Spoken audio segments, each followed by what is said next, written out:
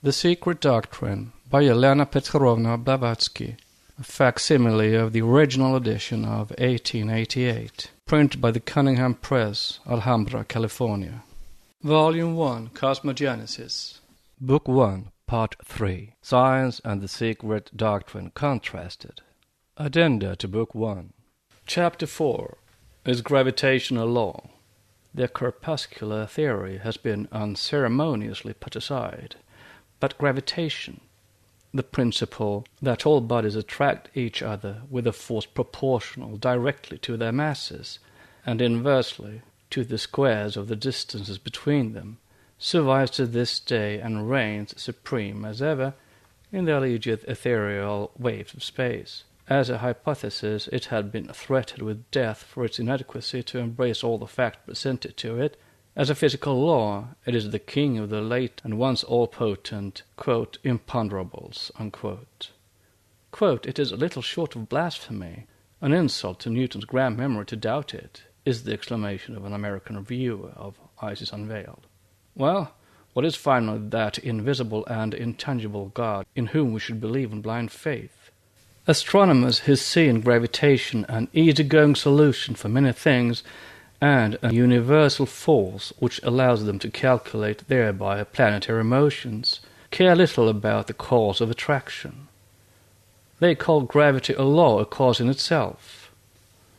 We call the forces acting under that name effects, and very secondary effects too.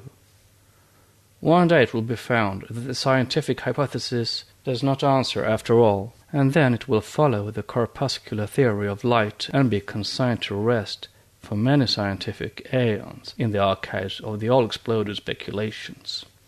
Has not Newton himself expressed grave doubts about the nature of force and the corporeality of the agents, as they were then called? So has Cuvier, another scientific light shining in the night of research. He warns his readers in the Révolution du Globe about the doubtful nature of the so-called forces, saying that it is not so sure whether those agents were not spiritual powers after all, des agents spirituels. At the outset of his Principia, Sir Isaac Newton took the greatest care to impress upon his school that he did not use the word attraction with regard to the mutual attraction of bodies in a physical sense. To him it was, he said, a purely mathematical conception involving no consideration of real and primary physical causes. In one of the passages of his Principia, definition 8, b, I, proposition 69, scholium, he tells us plainly that, physically considered, attractions are rather impulses. In section 11, introduction, he expresses the opinion that there is some subtle spirit by the force and action of which all movements of matter are determined. See Modern Materialism by Reverend W. F. Wilkinson. And in his third letter to Bentley he says, it is inconceivable that inanimate brute matter should, without the mediation of something else which is not material, operate upon and affect other matter, without mutual contact, as it must do if gravitation, in the sense of Epicurus, be essential and inherent in it.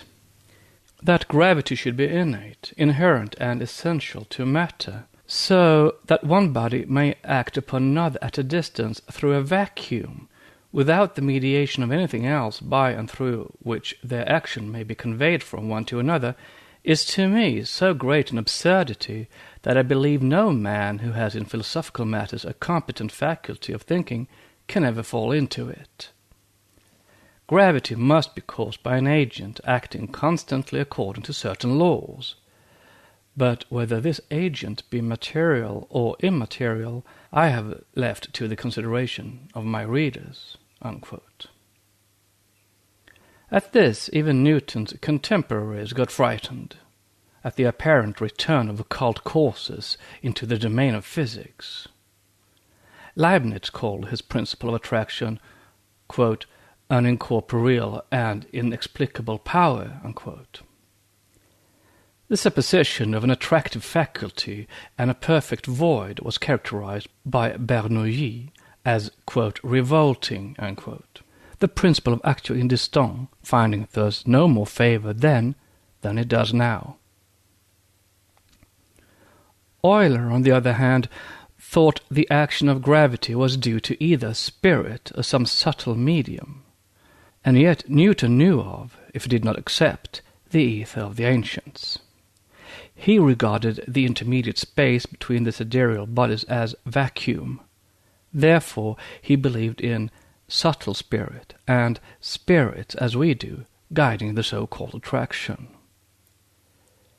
The above-quoted words of the great man had produced poor results.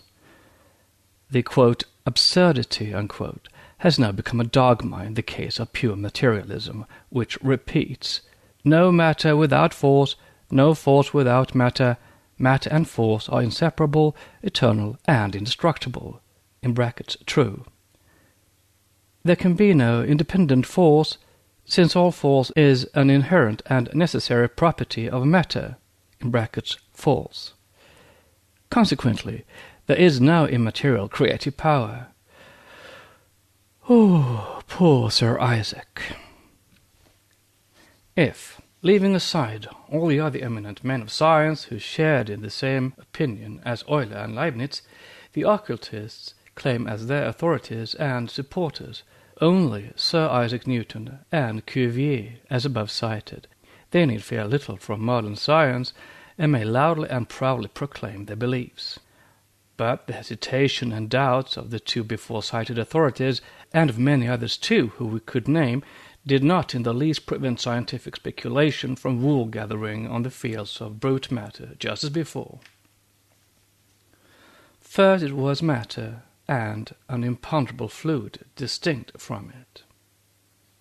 Then came the imponderable fluid, so much criticized by Grove, and aether, which was at first discontinuous, and then became continuous, after which came the mechanical forces. These have now settled in life as modes of motion, and the aether has become more mysterious and problematical than ever.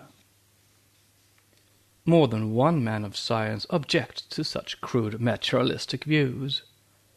But then, since the days of Plato, who repeatedly asks his readers not to confuse incorporeal elements with their principles, transcendental or spiritual elements, from those of the great alchemists, who, like Paracelsus, made a great difference between phenomenon and its cause, or the noumenon, and Grove, who thought he sees no reason to divest universally diffused matter of the functions common to all matter, yet uses the term forces, where his critics, who do not attach to the word any idea of a specific action, say force. From those days to this, nothing has proved competent to stem the tide of brutal materialism.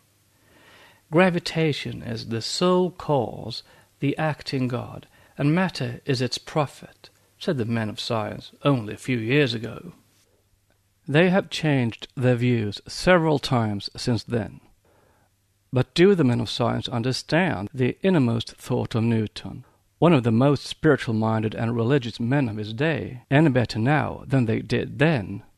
It is certainly to be doubted. Newton is credited with having given the death blow to the elemental vortices of Descartes, the idea of Anaxagoras, resurrected by the by, though the last modern vortical atoms of Sir W. Thomson do not in truth differ much from the former. Nevertheless, when his disciple Forbes wrote in the preface of the chief work of his master a sentence declaring that attraction was the cause of the system, Newton was the first to solemnly protest. That which, in the mind of the great mathematician, assumed the shadowy but firmly rooted image of God as the noumenon of all, was called more philosophically by the ancient and modern philosophers and occultists gods, or the creative fashioning powers. Note: attraction, Le Couturier, a materialist, writes, has now become for the public that which it was for Newton himself, a simple word, an idea, stated in Panorama du Monde, since its cause is unknown. Herschel virtually says the same when remarking that whenever studying the motion of the heavenly bodies and the phenomena of attraction, he feels penetrated at every moment with the idea of the existence of causes that act for us under a veil, distinguishing their direct action. From Musée des Sciences, August 1856. End of note. The modes of expression may have been different, and the ideas more or less philosophically enunciated by all sacred and profane antiquity, but the fundamental thought was the same. Note, if we are taken to task for believing in operating gods and spirits while rejecting a personal God, we answer to the thesis of monotheists. Admit that your Jehovah is one of the Elohim, and we are ready to recognize him. Make for him, as you do, the infinite, the one and the eternal God, and we will never accept him in this character. Of tribal gods there were many. The one universal deity is a principle, an abstract root idea, which has naught to do with the unclean work of finite form. We do not worship the gods, we only honor them as beings superior to ourselves. In this we obey the Mosaic injunction, while Christians disobey their Bible, missionaries foremost of all. "Thou shalt not revile the gods," says one of them, Jehovah, in Exodus chapter 22, verse 28. But at the same time in verse 20 it is commented, "He that sacrificeth to any god, save unto the Lord, he shall be utterly destroyed." Now, in the original text, it is not God, but Elohim, and we challenge contradiction. And Jehovah is one of the Elohim, as proved by his own words in Genesis chapter 3, verse 22, when the Lord God said, "Behold, the man has become as one of us," etc. Hence both those who worship and sacrifice to the Elohim, the angels, and to Jehovah, those who revile the gods of their fellow men, are far greater transgressors than the occultists or any theosophist. Meanwhile, many of the latter prefer believing in some one Lord or other, and are quite welcome to do as they like. End of note. For Pythagoras, the forces were spiritual entities, gods independent of planets and matter as we see and know them on earth, who are the rulers of the sidereal heaven. Plato represented the planets as moved by an intrinsic rector, one with his dwelling, like a boatman in his boat. As for Aristotle, he called those rulers immaterial substances, though as one who had never been initiated, he rejected the gods as entities. See Vossius, Volume 2, page 528. Note on immaterial substances. To liken the immateriate species to wood and iron, and laugh at Spiller referring to them as incorporeal matter, does not solve the mystery. See Concepts of Modern Physics, page 165 et infra. But this did not prevent him from recognizing the fact that the stars and planets were not inanimate masses, but acting and living bodies indeed, as if sidereal spirits were the divine portion of their phenomena. Ta philotera ton phaneron, de Caelo 1:9. If we look for corroboration in more modern and scientific times, we find Tycho Brahe recognizing in the stars a triple force, divine, spiritual, and vital. Kepler putting together the Pythagorean sentence, "The sun, guardian of Jupiter," and the verses of David, "He placed his throne in the sun," and "The Lord is the sun," etc., said that he understood perfectly how the Pythagoreans could believe that all the globes disseminated through space were rational intelligences, facultates ratiocinative, circulating around the sun, in which resides a pure spirit of fire, the source of the general harmony. See De Motibus Planetarum Harmonicis, page 248. When an occultist speaks of Vorhat, the energizing and guiding intelligence in the universal electric or vital fluid, he is laughed at. Withal, as now shown, neither the nature of electricity, nor of life, nor even of light, are to this day understood. The occultist sees in the manifestation of every force in nature the action of the quality or the special characteristic of its noumenon, which noumenon is a distinct and intelligent individuality on the other side of the manifested mechanical universe. Now the occultist does not deny, on the contrary, he will support the claim, that light, heat, electricity, and so on are affections, not properties or qualities of matter. To put it more clearly, matter is the condition, the necessary basis or vehicle, sine qua non, for the manifestation of these forces or agents on this plane. But in order to gain the point, the occultists have to examine the credentials of the law of gravity, first of all, of gravitation, the king and ruler of matter under every form. To do so effectually, the hypothesis in its earliest appearance has to be recalled to mind. To begin with, is it Newton who was the first to discover it? The Athenaeum of January 26, 1867, has some curious information upon this subject. It says that, quote, positive evidence can be adduced that Newton derived all his knowledge of gravitation and its laws from Böhme, with whom gravitation or attraction is the first property of nature, for which his Böhme's system, shows us the inside of things, while modern physical science is content with looking at the outside. End of quote.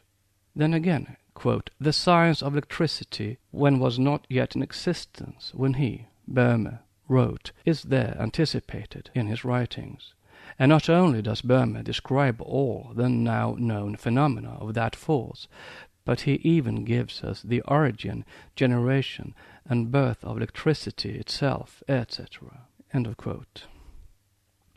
Thus Newton, whose profound mind read easily between the lines and fathomed the spiritual thought of the great seer in its mystic rendering, owes his great discovery to Jacob Böhme, the nursling of the genii, Nirmanakayas, who watched over and guided him, of whom the author of the article in question so truly remarks that every new scientific discovery goes to prove his profound and intuitive insight into the most secret workings of nature. And having discovered gravity, Newton, in order to render possible the action of attraction in space, had, so to speak, to annihilate every physical obstacle capable of impeding its free action, either among others, though he had more than a presentiment of its existence. Advocating the corpuscular theory, he made an absolute vacuum between the heavenly bodies.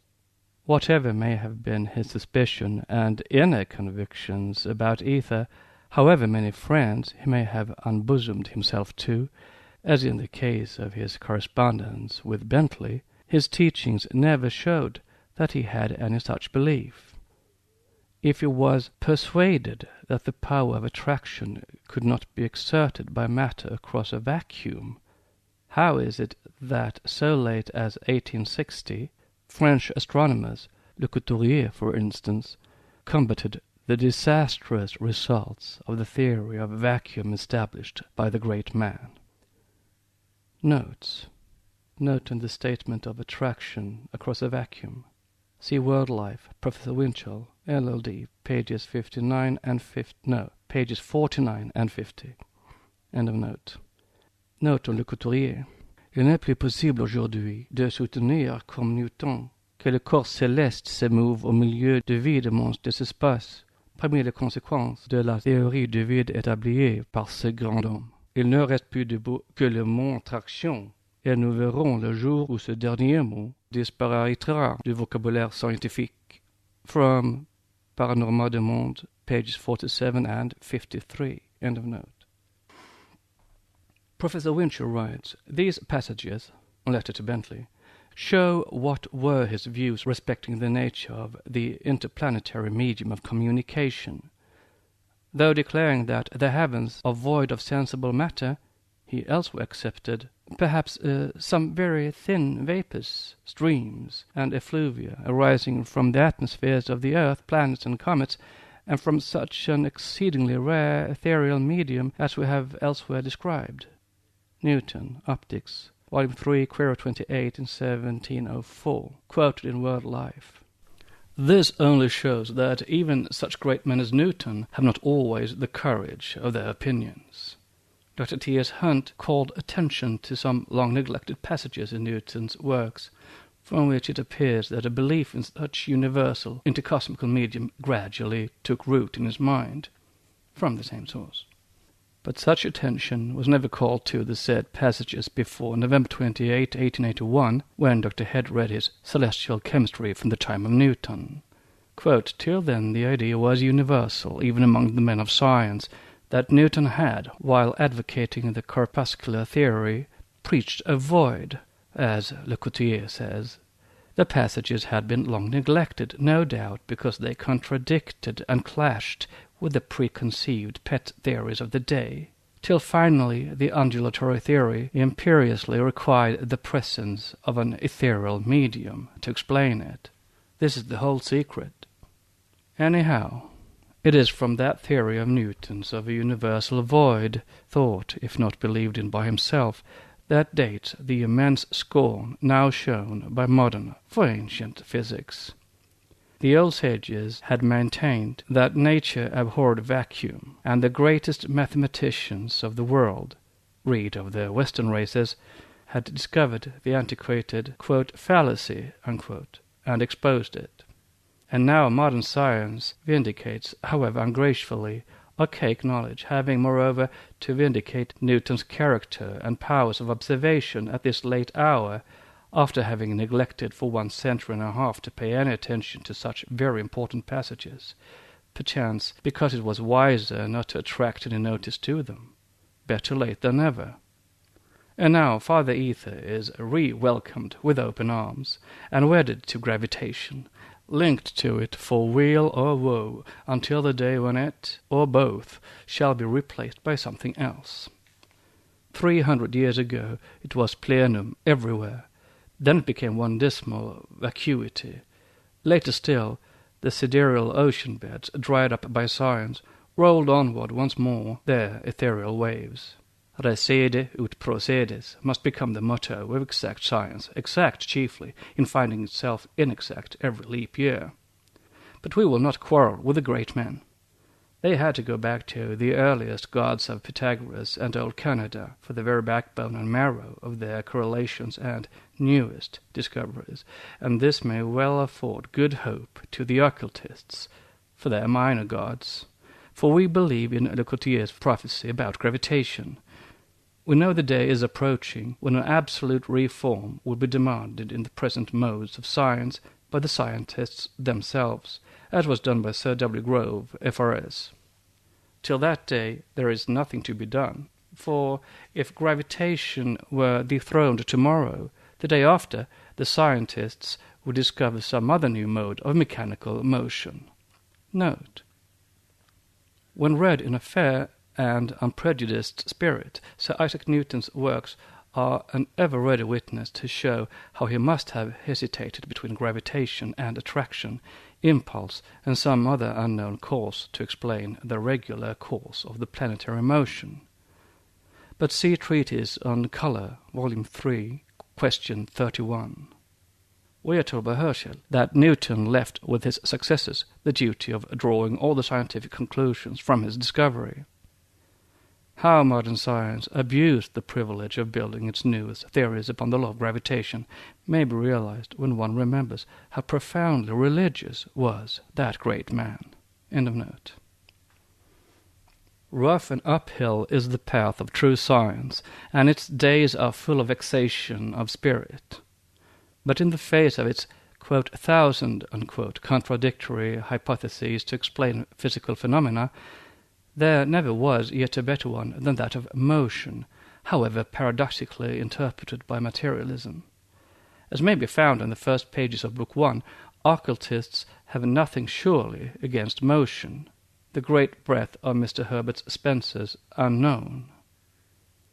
Note the materialistic notion that because in physics real or sensible motion is impossible in pure space or vacuum, therefore the eternal motion of and in cosmos, regarded as infinite space, is a fiction, only shows once more that such words as pure space, pure being, the absolute, etc., of Eastern metaphysics have never been understood in the West. End of note.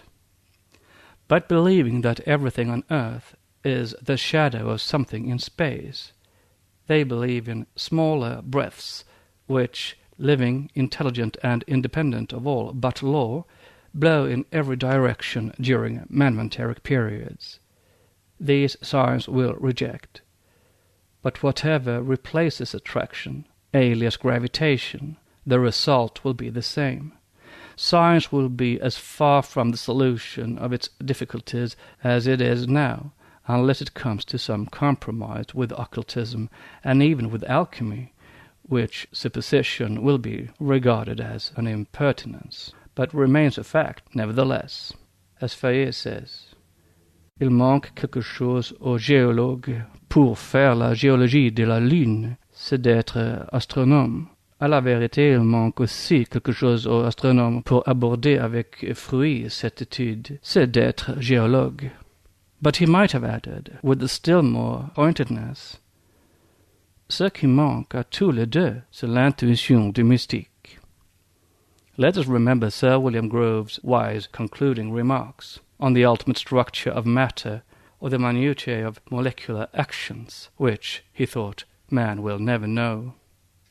Quote, much harm has already been done by attempting hypothetically to dissect matter and to discuss the shapes, sizes, and numbers of atoms and their atmospheres of heat, ether, or electricity. Whether the regarding electricity, light, magnetism, etc. as simply motions of ordinary matter be or be not admissible, certain it is that all past theories have resolved, and all existing theories do resolve the action of these forces into motion. Whether it be that on account of our familiarity with motion we refer other affections to it, as to a language which is most easily construed and most capable of explaining them, or whether it be that it is in reality the only mode in which our minds, as contradistinguished from our senses, are able to conceive material agencies, certain it is that since the period at which the mystic notions of spiritual or preternatural powers were applied to account for physical phenomena, all hypotheses framed to explain them have resolved them into motion." Unquote. And the learned gentleman states a purely occult tenet. Quote, "The term perpetual motion, which I have not infrequently used in these pages, is itself equivocal. If the doctrines here advanced be well-founded, all motion is, in one sense, perpetual.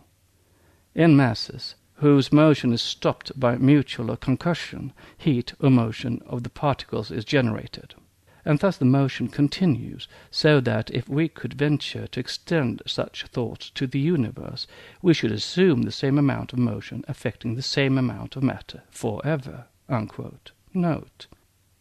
See Correlation of Physical Forces, page 173.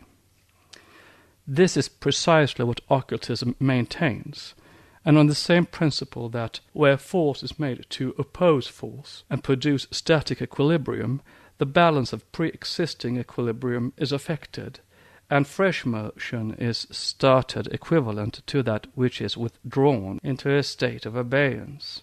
This process finds intervals in the pralaya, but is eternal and ceaseless as the breath, even when the manifested cosmos rests.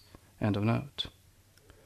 Thus, supposing attraction or gravitation should be given up in favor of the sun being a huge magnet, which is a theory already accepted by some physicists, a magnet that acts on the planets as attraction is now supposed to do, where to or how much farther would it lead the astronomers from where they are now? Not an inch farther.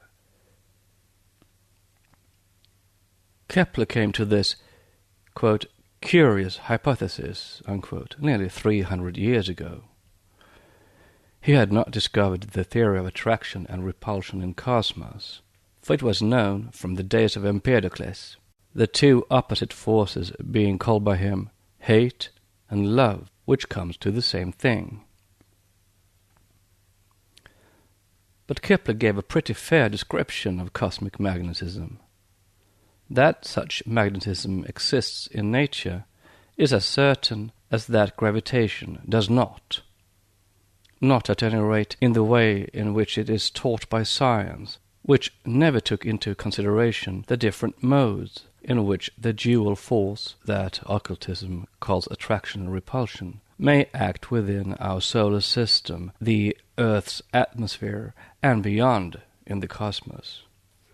Note: trans-solar space, writes the great Humboldt, does not hitherto show any phenomenon analogous to our solar system. It is a peculiarity of our system that matter should have condensed within it in nebulous rings, the nuclei of which condense into Earths and moons. I say again heretofore, nothing of the kind has ever been observed beyond our planetary system. See Revue Germanique of the 31st of December 1860, article Lettres et Conversations d'Alexandre Humboldt. True, that since 1860 the nebula theory has sprung up, and being better known, a few identical phenomena were supposed to be observed beyond the solar system. Yet the great man is quite right, and no Earths or moons can be found except in appearance, beyond or of the same order of matter as found in our system. Such is the occult teaching. End of note. Now back to the main text, the following referring to the passage on Kepler. This was proven by Newton himself, for there are many phenomena in our solar system which he confessed his inability to explain by the law of gravitation. Quote, such were the uniformity in the directions of planetary movements, the nearly circular forms of the orbits, and their remarkable conformity to one plane, unquote, from Professor Winkel. And if there is one single exception, then the law of gravitation has no right to be referred to as a universal law. These adjustments, we are told, Newton, in his General Scholium, pronounces to be the work of an intelligent and all-powerful being. Intelligent that being may be, as to all-powerful, there would be every reason to doubt the claim. A poor god he, who would work upon minor details and leave the most important to secondary forces. The poverty of the argument and logic in this case is surpassed only by that of Laplace, who, seeking very correctly to substitute motion for Newton's all-powerful being, and ignorant of the true nature of that eternal motion, saw in it a blind physical law. Might not those arrangements be an effect of the laws of motion, he asks, forgetting, as all our modern scientists do, that this law and this motion are a vicious circle so long as the nature of both remains unexplained. His famous answer to Napoleon, Dieu est devenu une hypothèse intuile, would be correctly stated only by one who adhered to the philosophy of the Vedantins.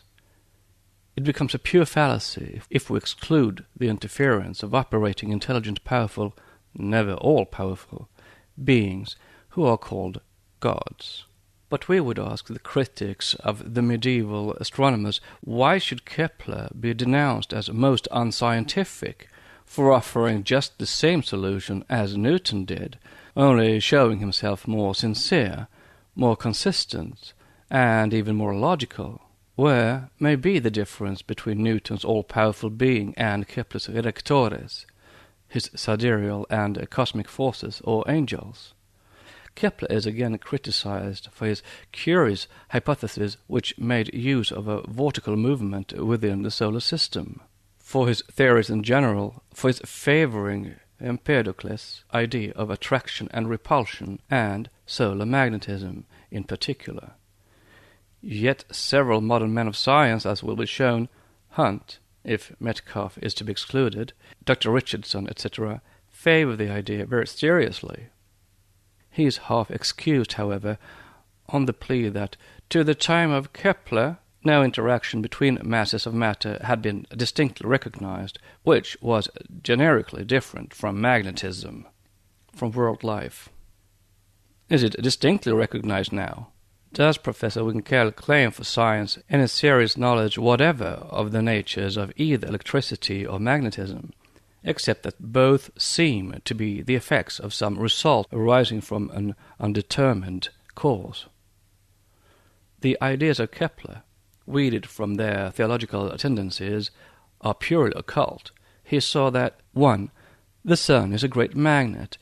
This is what some eminent modern scientists and also occultists believe in. Note, but see Astronomie du Moyen Âge by Delambre. End of note.